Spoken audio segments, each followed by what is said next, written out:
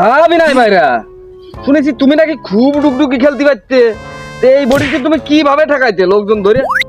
আরে তোমার কি আঙুল দেখা একা? তো আমার ধরে একবার ঠেকাও, তুমি ঠেকাও।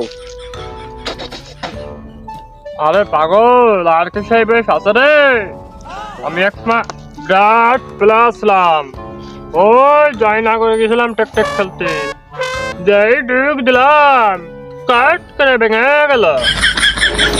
তালি বিনয় ভাইরা, সামনে জামাই ষষ্ঠী আসতেছে, ওই পূর্ব পাড়ায় খেলার প্রতিযোগিতা দিতে হবে না, দুইজনে নাম বানে। আমার আর দেহ পারে না গো ভাইটা,